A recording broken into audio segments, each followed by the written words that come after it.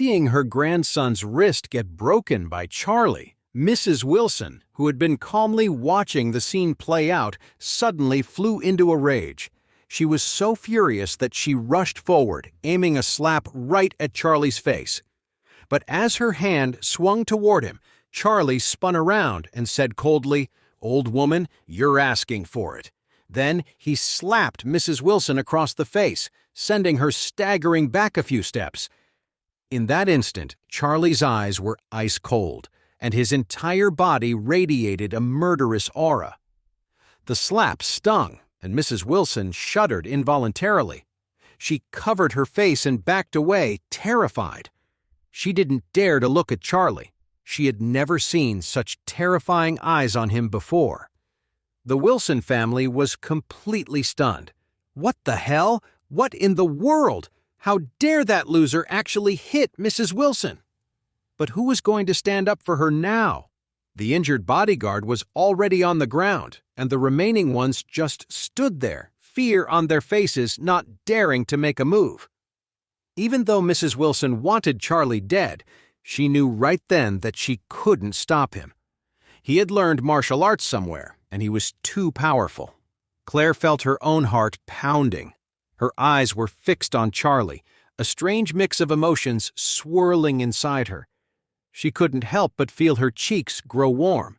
It was the first time she had ever seen this strong, commanding side of him.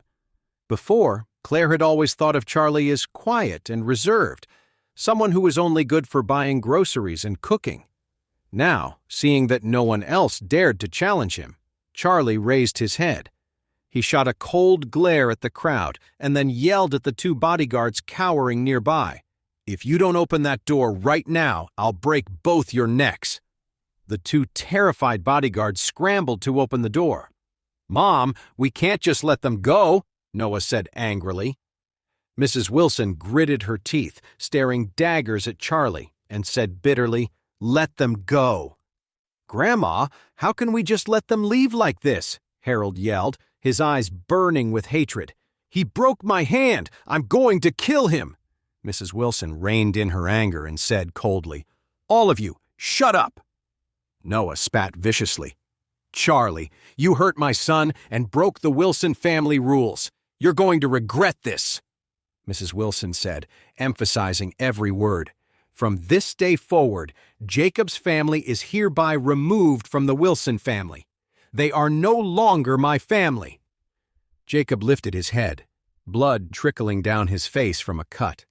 He said numbly, "I don't care about being part of a family like this anyway." Claire nodded. "That's right. We're not upset about it." Mrs. Wilson gritted her teeth and snapped, "Claire, you are nothing but a drain on this family. From now on, you are also fired from the Wilson Group.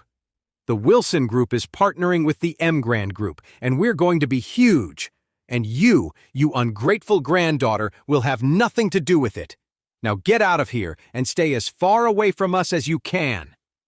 Claire said firmly, "I don't care anymore. Dad, Charlie, let's go." With that, Claire and Charlie helped Jacob up. They shot one last angry glare at the Wilson family, then turned and walked away. She walked out the door without a single ounce of regret. Today, she had seen their true colors. So-called family. They were worse than strangers. If it wasn't for her parents, she would have cut ties with the Wilson family a long time ago. Charlie's heart felt like ice. Mrs. Wilson, Noah, Harold, 3 generations of complete idiots. What makes them think they can still cooperate with the Emgrand Group? As Charlie drove away from the Wilsons' house, Jacob said angrily, "If I had known my mother and my brother's family were so cold-blooded, I never would have helped them." Claire sighed from the passenger seat. The way they act, even if the Wilson family had a huge business, they'd run it into the ground. Her mother, Elaine, said indignantly, "The worst part is how much we helped them. That contract from the Emgrand Group, we got that for them, and now they get to keep it all." Charlie said casually, "Mom, people who do wrong eventually pay for it. They won't end up well. The only thing the Wilson family had going for them was their partnership with the Emgrand Group, and they had no idea that the company actually belonged to him. After offending him, they still expected to make money from the Imgrand Group? They were dreaming. All it would take was one phone call to Doris and the Wilson family would be ruined. Jacob touched the dried blood on his head and muttered, "I can't believe the Wilson family is so ruthless. We didn't even get to spend one night in the villa that the White family gave us. They just had to steal it. Such bullies." Then, Jacob's eyes lit up. He turned to Charlie. "Hey, Charlie, take us to Thompson Villa. I can't stop thinking about that villa. I want to see it again." Claire said, "Dad, we're almost home. Why do you want to go there now? Isn't the villa still being renovated? Gavin is keeping an eye on it." Jacob insisted, "I just want to go take a look, or I won't be able to sleep tonight." Charlie completely understood Jacob's mindset. It was like someone who could never afford a car suddenly getting a top-of-the-line luxury vehicle. Even if they weren't driving it, they'd still want to go look at it in the parking lot. So he said to Claire, "If Dad wants to see it, let's go. We can even get some ideas for decorations. You can talk to Gavin York about them." Jacob smiled. "See? Charlie gets me." Claire sighed helplessly. "All right, fine. Let's go have a look." Charlie immediately made a U-turn at the traffic light and drove toward Thompson Crest. He parked the car in front of the Thompson Villa. As he got out, he frowned. The gate to the property was slightly ajar, and he could hear noises coming from inside. Seeing Charlie's silence, Claire asked, confused, "What's wrong?" Charlie said, "Something's not right. I'm going to go check it out." Charlie rushed ahead into the yard. The moment he stepped inside, he saw several bodyguards in black suits tossing furniture out of the villa. Jacob exclaimed, "Those are the Wilson family's men." A dark look crossed Charlie's face. The Wilsons just wouldn't quit. He hadn't even had a chance to go after them, and here they were showing up at his door. "Who let you in here?" Charlie demanded, rushing toward them. When the bodyguards saw Charlie, they looked panicked. Just then, Harold's raspy voice echoed from the main hall. "I let them in." Harold swaggered out, holding a crowbar in his left hand, his right hand wrapped in thick gauze. "Charlie, you piece of trash," Harold sneered. "Now that you've been kicked out of the Wilson family, this Thompson Villa belongs to us." "I'm here for the keys." Claire gritted her teeth and said, "You've gone too far. It wasn't enough to try and force Charlie to give up the villa, and now you're just trying to steal it?" Jacob added angrily. "Harold, this villa belongs to my son-in-law. No one can take it away." Harold spat on the ground and cursed. "Claire, who the hell do you think you are? You're just a stray we kicked to the curb. You have no right to talk to me." As he spoke, Harold hefted the crowbar again, pointing it at Jacob as he continued to curse. "And you, old man, you think you're still my uncle?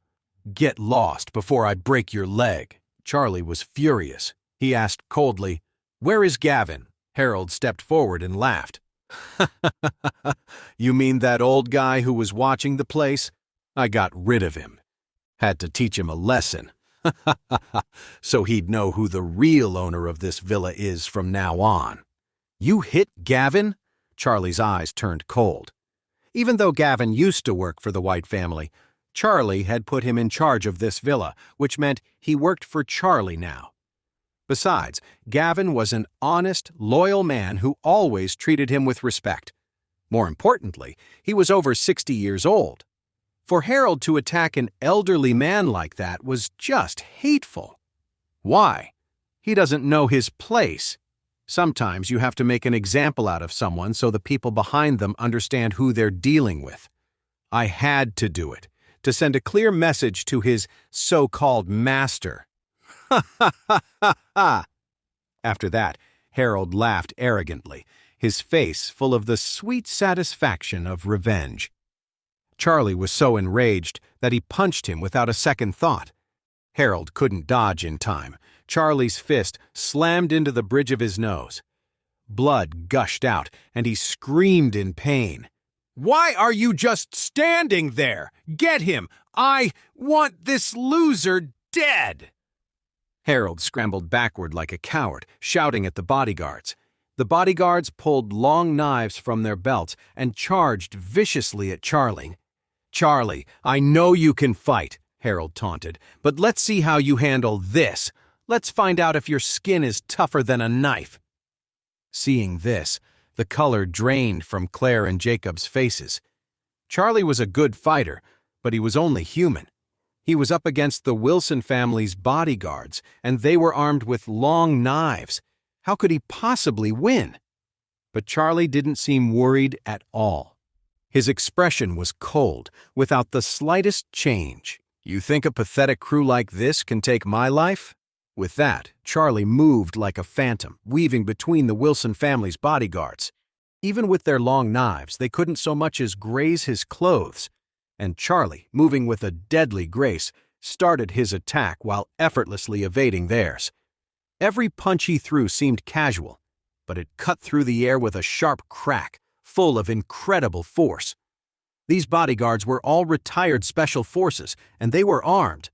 But they were no match for Charlie. In the blink of an eye, he had knocked every single one of them to the ground. No one could even see how he'd done it. His movements were a complete blur, and one moment the bodyguards were charging, the next they were on the ground. Charlie was furious and showed them no mercy. He had deliberately attacked their limbs. Now every one of them lay in the yard with broken hands or feet, screaming in agony.